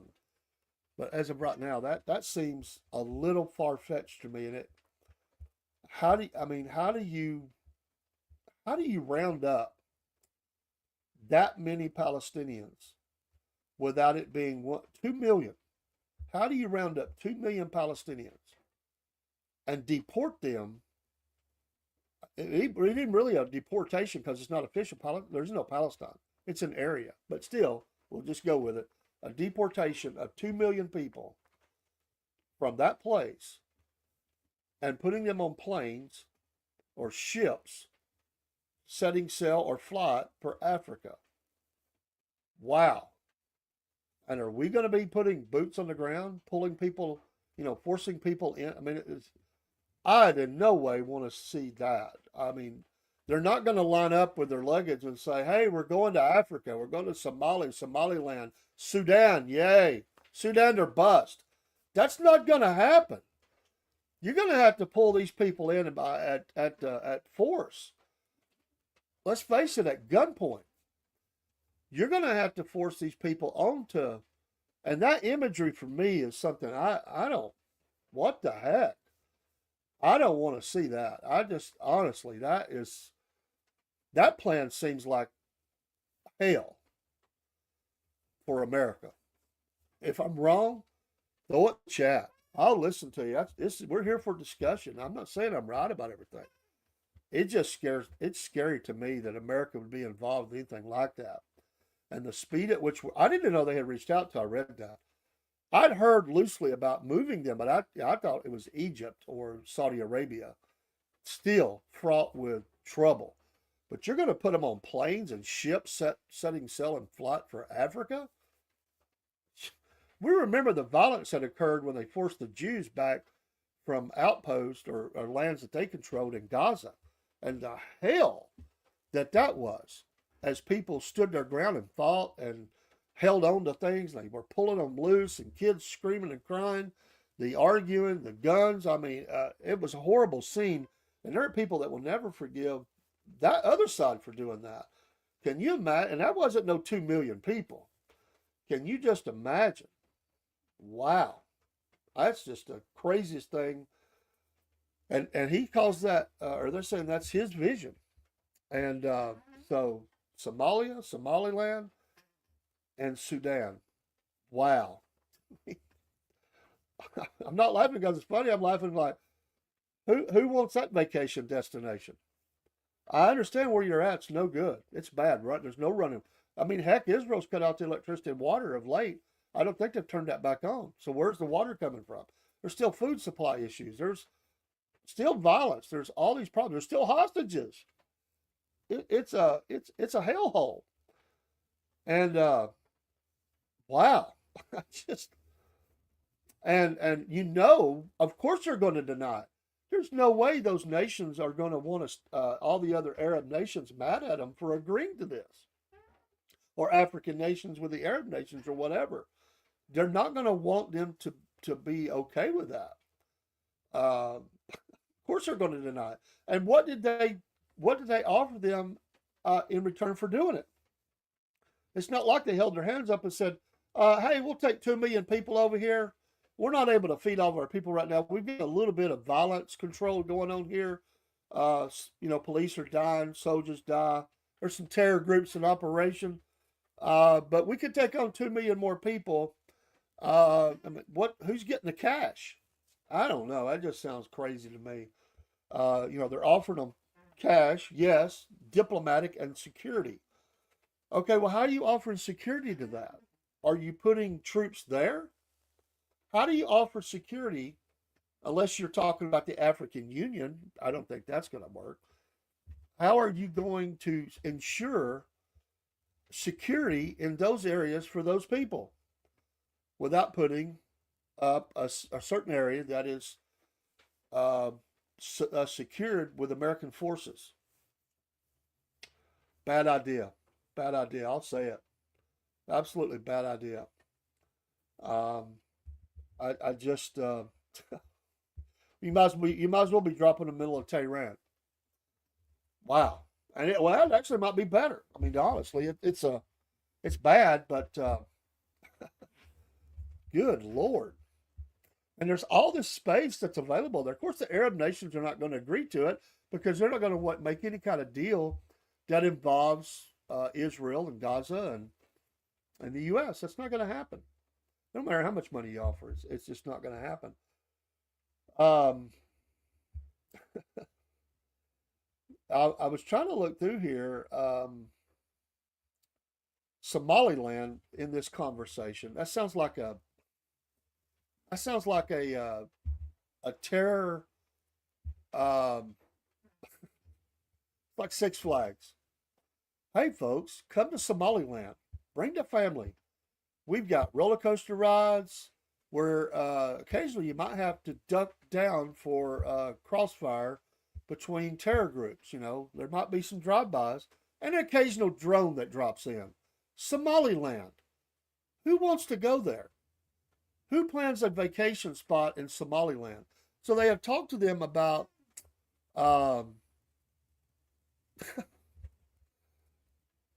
they've talked to them about a recognition, a quiet conversation with Somaliland about a range of areas where they can be helpful to the U.S. in exchange for recognition. The possibility of U.S. recognition could provide an incentive for Abdullah to back away from the territorial solidarity with the Palestinians. The United Arab Emirates, other Abraham Accord country, they're trying to get support from. But, you know, you got Yemen there. That's the Houthis. They said that Somaliland has been lauded for its relatively, notice the word relatively, stable political environment, contrasting sharply with Somalia's ongoing struggle amid deadly attacks. But these areas get overran by Islamic aggression. In fact, that's going on in Sudan. That's why the split. Somalia's ongoing struggles amid deadly attacks by Al Qaeda linked militant group Al Shabaab. Since 1991, Somaliland has maintained its own government, currency, and security structures. Still, it has one of the lowest income levels in the world.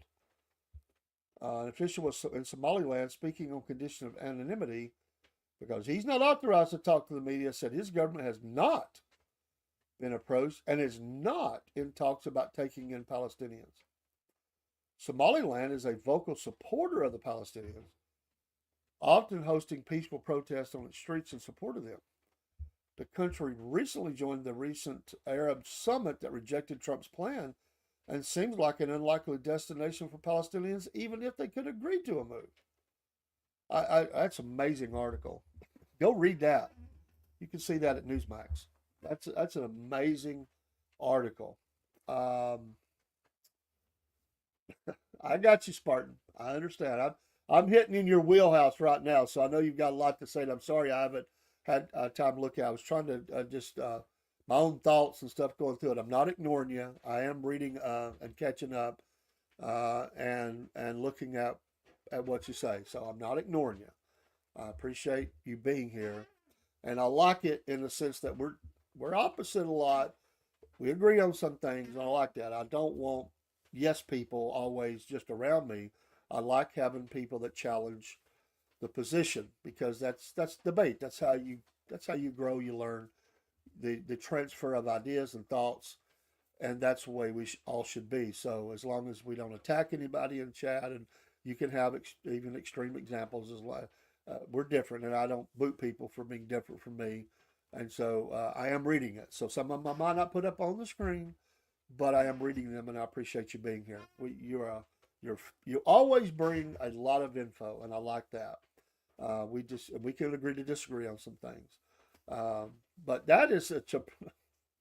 I think I would be standing with you in that this plan is not going to work, and it is a. Well, let's face it. I will agree with you that it seems to me it's a way for Israel to take all of the Gaza Strip and claim it. They're not saying that, but who's gonna settle here in this area? Who's going to buy the real estate? Is this going to be set up for the world to come in? Is it going to be a melting pot city or an area, or is that become Jewish owned? I got questions. I got questions.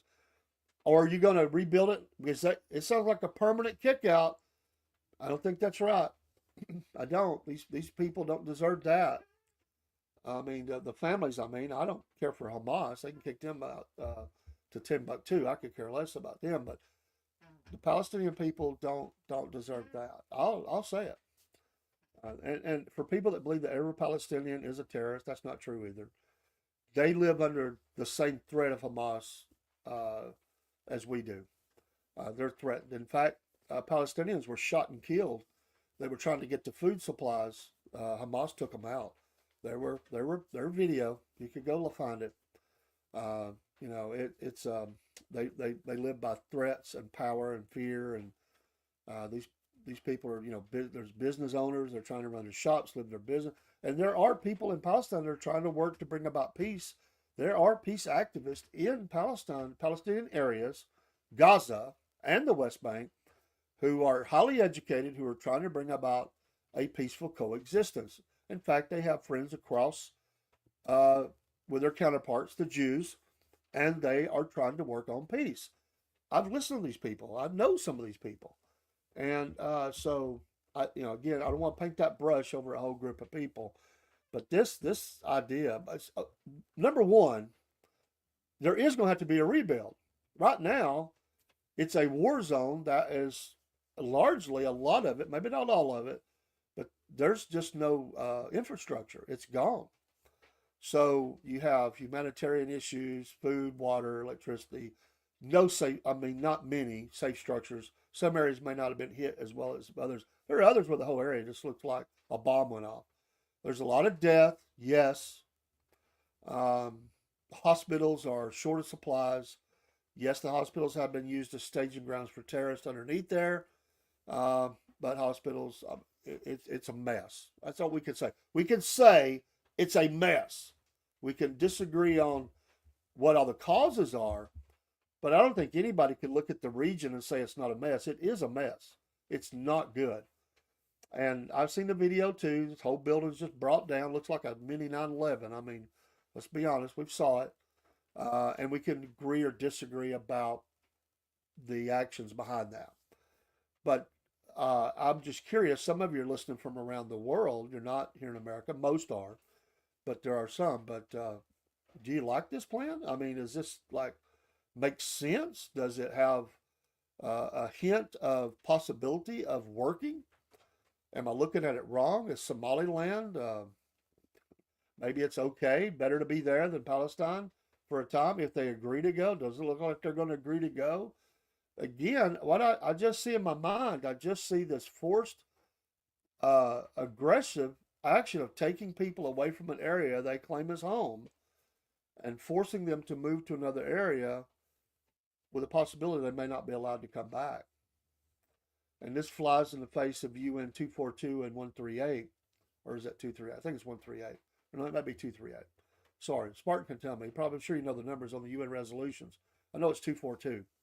But I think it's 238 or 138. I think it's 238. And that is that they will not only establish Palestine as a nation, but the right of return that has always been a huge sticking point in the argument for Arabs coming back in. Of course, now it's the kids or even the grandkids. It's been so many years. Do they still have a right of return? Israel says can't do that because they would make them full citizens in Israel, and that they would vote them out. So I understand that too. It's an ugly, ugly, ugly thing. And I guess we can just say it this way: the British messed this up, and they didn't want nothing to do with it anymore. I mean, if you go back and read about the British Mandate, and if you're British, you might disagree with what I'm saying, but the British Mandate is a failure.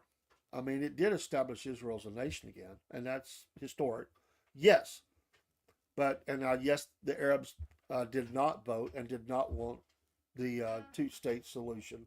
That's always been American policy to create a two-state. I don't believe biblically that's ever going to happen, although half of Jerusalem is taken during the last days. And it's ugly. War is going to continue to happen in Israel. Prophecy. I mean, as a Christian, we read the Bible and we see it. There may be moments of peace, absolutely, as the end days come into view, but there's a lot of bad stuff here, and America right in the middle of that mess. Good Lord Almighty, we got enough problems here with our own invasion. I know that the president has to look around the world, but wow, I'm gonna read a little more about this.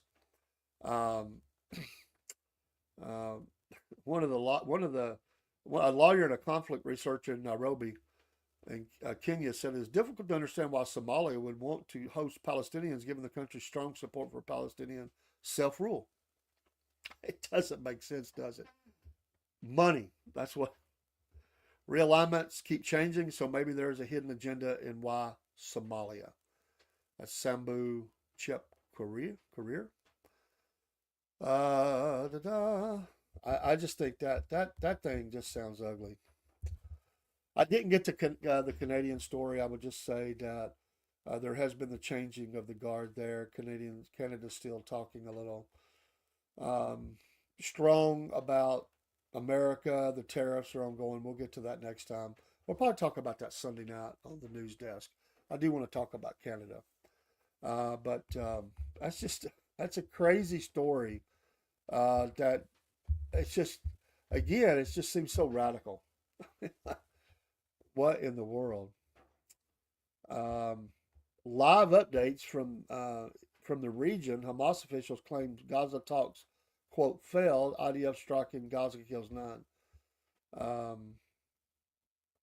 The war is still ongoing. I mean, so there's more carnage going on. So amazing. This thing's going to intensify, and it's going to intensify within America. We need this thing to settle out here. It's going to cause the problems in our own nation. So be wary. Danger. That was one of my MAGA minutes for this past week, or the week before. It might have been last week. I think it was early this week. Danger, Mr. President. You are treading where angels may be feared to tread. You got to be very careful with this one here. And yes, the Ukraine-Russia is an ugly one, but this one has the potential to be even uglier, my opinion. And we didn't even talk about China and North Korea and other things that are potentially could be going on. We didn't talk about, are we taking over the Panama Canal?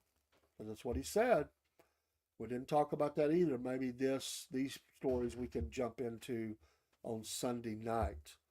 As for the rest of the day, I will be chatting online, but I'll be working. Tomorrow morning at 8 p.m. Eastern Standard Time, Sunday morning in the Word. Grab your cup of coffee and let's open the Bible and let's feed our soul in the morning at 8 a.m. At 9 p.m. Eastern Standard Time. We'll have the news desk and maybe a late night show, possibility late night. I'm not sure on that one. I do try to do a Sunday afternoon show, but I'm not going to do that this Sunday because I need to send all of the things that I need to send our web person who is building our website. I need to get that done. So I'm going to take Sunday afternoon, watch a little NASCAR, and be ready for the NASCAR. Watch that too. I got to do my research, right? I like the race and send everything. So I'll be multitasking. But if you need me, and also, I don't think my friends, I'm going to respond to an email I got today. And absolutely, if you're listening out there, don't think you're in here, but if you're listening, the one who contacted me, absolutely, we'll be getting together soon. Because we have to arrange that with both me and Rob. I think you asked for both. So, we'll get together soon. It's not possible today, probably not possible tomorrow, but certainly probably Monday night, Monday afternoon, Monday night, we can get together, or definitely Tuesday. So I will reach out by email. You know who you are, and we will get together. I don't want to say on the air. God bless you, Spartan. God bless you, NC Native. All the people in Instagram, from X, we have quite a few in here, from around a lot in X. Thank you for your support on X. A lot of new followers. We're trying to follow as many of you as we can, trying to build those social media accounts up on X, and we try to do that. God bless America. Love America. Support the president. I just don't like this plan. It's one that worries me.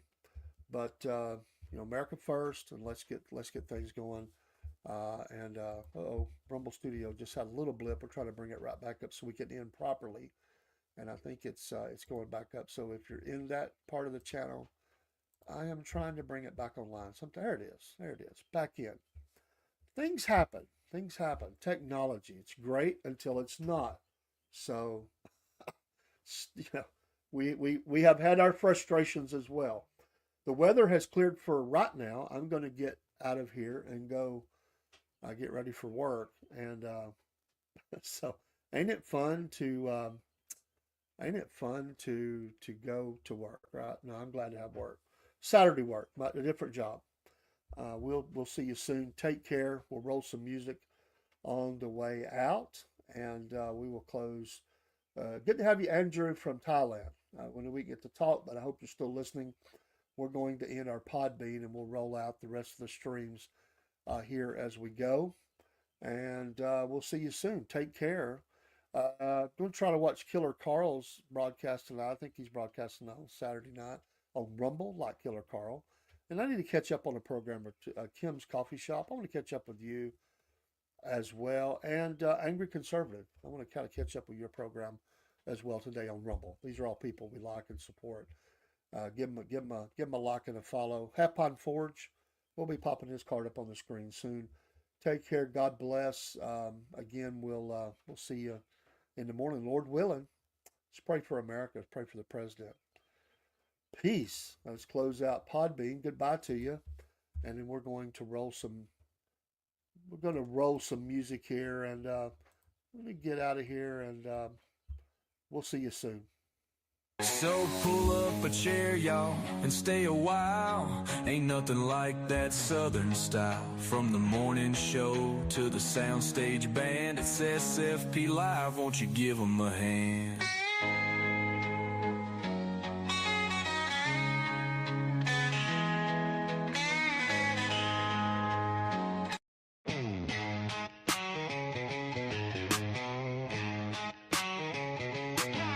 Well, it's early in the morning, grab a cup and tune on in. Robert and Dave got that southern charm, let the laughter begin. From the morning funny to MAGA minute, ain't no better way to start your day the southern way, with a little joke and pray. We're just southern folks talking southern things, front porch swinging where the church bells rang. From Mama Said to Hum Day News, we keep it real with down home views. Sunday morning in the Word, get that gospel flow. Prayer time calls, so let's let our troubles go. Come Monday night, Mama Said is bringing the truth. And when it's night talk with Dave, man, you know it's getting loose. We're just southern folks talking southern things, stories and sports where the good times hang. From SFP News to I Remember That, we tell it like it is, and that's a fact. Got our veteran of the week, gotta show our pride. Pets of the week, bringing love worldwide. Talking paranormal, digging true crime. Southern fried stories all the dang time.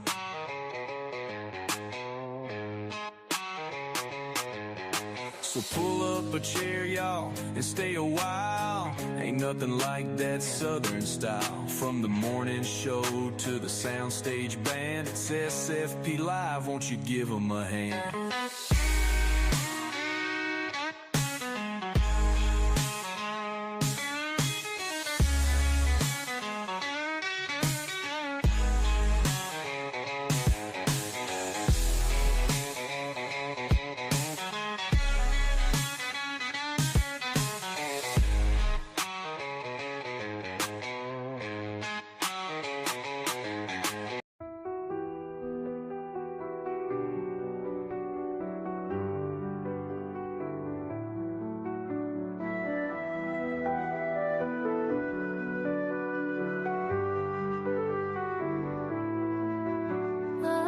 pipes they hum in the morning dew, a mournful call so raw and true. Through misty hills the echoes play, chasing the ghosts of a fading day.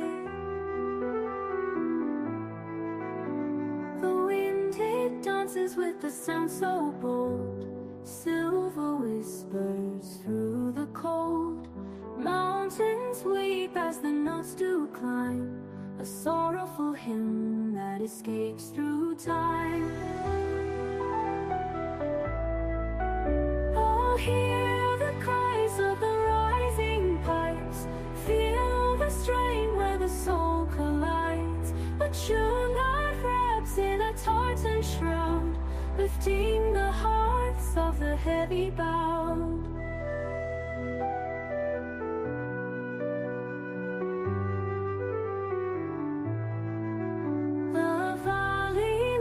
With thirsty hills, quiet falls as the music spills, a thread of past where the future leads, carried afar by these ancient seas. A lone piper stands where the clouds kiss earth, a solitary hymn giving life its worth. Each note a tear for the ones we've missed, echoes that linger through highland mist. Breathing life where silence grows, the pipes unlock what the heart bestows. Eternal words without the sound, heavy hearts they firmly ground.